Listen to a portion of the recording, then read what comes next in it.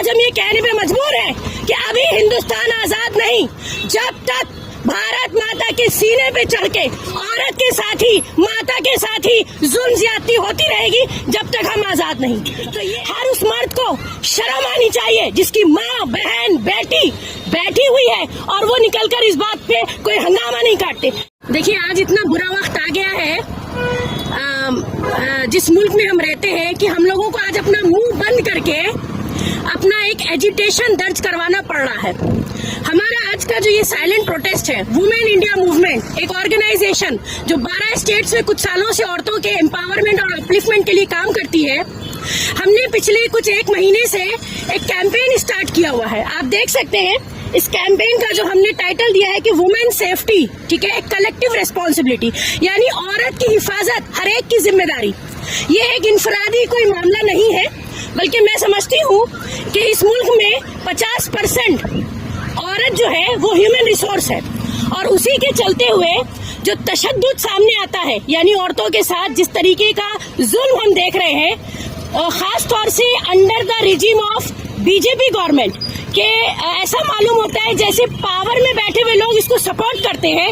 Rape की घटनाएं हो, या फिर औरतों के साथ ट्रेन, बस, सड़क पर चलते हुए वायलेंस हो, या फिर औरतों को जो जस्टिस नहीं मिलता, या फिर वो एक्टिविस्ट औरतें जो आवाज उठाना चाहती हैं सोशल इश्यूज के ऊपर, उनको बिहाइंड द बार्स डाल दिया जाता है, या फिर लिंचिंग, बुलडोजर में जो औरतें सफर होती हैं, या फिर आसाम के डिटेंशन कैंप में बुरी हालत में, तकलीफ में जिन औरतों को रखा जाता है। ऐसे में हमने अपनी जिम्मेदारी समझी, हमने 2 अक्टूबर को एक कैंपेन स्टार्ट किया, क्योंकि गांधी जयंती के दिन ये गांधी जी का एक स्टेटमेंट था, ये कोटेशन था कि जिस दिन औरत कश्मीर से कन्याकुमारी तक मुल्क में अकेले सफर कर लेगी, हम उस दिन समझेंगे कि ये मुल्क आजाद है। और आज ये जो 75 साल हम आजादी का गाना गाते हैं और जो हालात हम देख रहे हैं, ये मैच नहीं होते। इसलिए आज हम ये कहने पे मजबूर हैं कि अभी हिंदुस्तान आजाद नहीं, जब तक भारत माता के सीने पे चढ़ के औरत के साथ ही, माता के साथ ही जुल्म ज्यादती होती रहेगी, जब तक हम आजाद नहीं। तो ये एक आजादी की लड़ाई है जो आज के वक्त में औरतें इस मुल्क में लड़ रही हैं। कोलकाता रेप केस से लेकर, ठीक है, आप पीछे की हिस्ट्री देखिए, या फिर रोज बरोज कोई भी ऐसी कम्युनिटी उठाइए, दलित उठाइए, क्रिश्चियन उठाइए, मुस्लिम उठाइए, यहाँ तक कि आइडेंटिटी बेस्ड अटैक भी है इस मुल्क में। आइडेंटिटी देखकर हिजाब का मामला हो, स्कूल कॉलेजेस में देखिए कि नर्सरी की बच्ची को नहीं छोड़ा जाता, उसके बाद ट्रेन में, बस में आप देखिए, यहाँ तक कि women in uniform also not safe in this country. उसके बाद सवाल उठता है लॉ एंड ऑर्डर का, सवाल उठता है जस्टिस सिस्टम के ऊपर। यही हमारी कुछ डिमांड्स हैं कि हम चाहते हैं जो तशद्दुद और बेहुरमती और जो जुल्म इस वक्त हिंदुस्तान की सरजमीन पे औरतों के साथ हो रहा है, उसको बराबर चेक होना चाहिए। उसके ऊपर हमारी डिमांड है कि सख्त से सख्त कानून बनने चाहिए। मैडम, इस पार्टियां पावर में है मगर इन पर तवज्जो नहीं दे रहे। एक बात सुनिए, जो पार्टी पावर में है, जो गवर्नमेंट आज पार्लियामेंट में बैठी है, नया पार्लियामेंट का जब इनॉग्रेशन हुआ तो मोदी जी बोले थे 33% रिजर्वेशन औरतों को गिफ्ट कर रहा हूँ। आज तक वो गिफ्ट हाथ में नहीं आया औरतों के। औरतों का रिप्रेजेंटेशन लीस्ट है, यहाँ पर कम से कम मिनिमम है, औरतों का रिप्रेजेंटेशन है ही नहीं। 50% रिसोर्स होते हुए जो रिप्रेजेंटेशन औरतों का होना चाहिए था। एक दूसरी बात, जो सोशल एक्टिविस्ट काम करती है उनका मुंह बंद करके उनको बिहाइंड द बार्स कर दिया जाता है। आप देखिए, हमारी CNRC के एक्टिविस्ट को ले लीजिए, या इसके अलावा दूसरी बहुत सारी एक्टिविस्ट हैं जो आज भी जेलों में सड़ रही हैं, उनको जस्टिस नहीं मिलता। उसके बाद हम जैसे प्लेटफॉर्म जो औरतों के लिए काम कर रहे हैं, ये हमने अपनी एक अखलाकी जिम्मेदारी समझी है।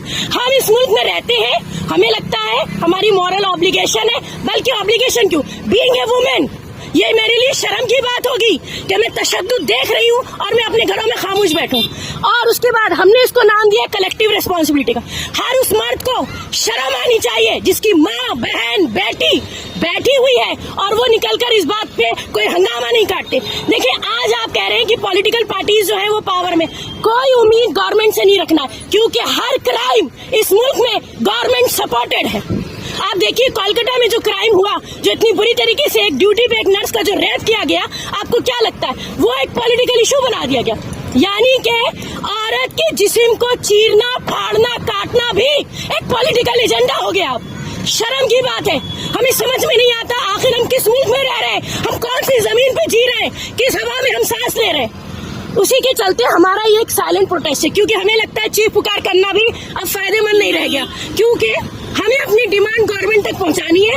अगर गवर्नमेंट में, पावर में, अथॉरिटीज में बैठे हुए लोग, लॉ एंड ऑर्डर, जुडिशरी में बैठे हुए लोग जरा भी गैरत रखते हैं, जरा भी शर्म रखते हैं, तो ये प्रोटेस्ट उनके जहन तक, उनके कानों तक जाना चाहिए।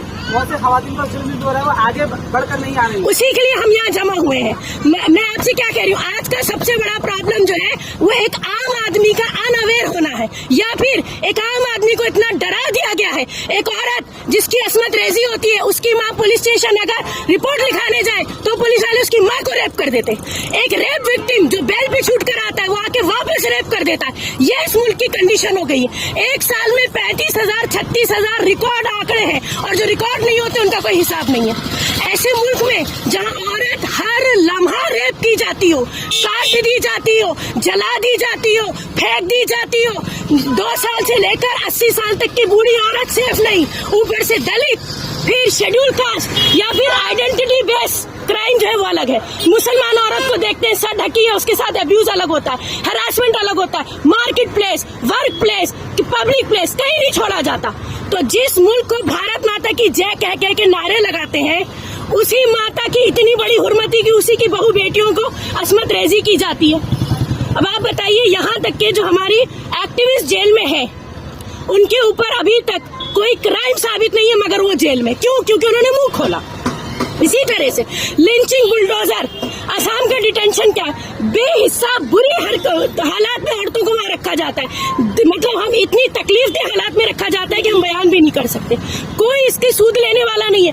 मोदी जी बेटी बचाओ बेटी पढ़ाओ, बेटी बचाओ बेटी पढ़ाओ, इतना झूठ और उसके बाद इतना प्रोपोगेंडा। मैं समझती हूँ ये पूछना और कहना बेकार होगा कि where is the government, where is the political party. हमें आज यहाँ पर एहसास दिलाना हर आम चलते हुए शहरी को, ये जो सड़कों से मर्द गुजरते हैं, ये जो सड़कों से औरतें गुजरती है, गैरत और शर्म इनके अंदर होनी चाहिए, और अगर इनके अंदर होगी तो हम अपनी लड़ाई खुद लड़ सकते हैं।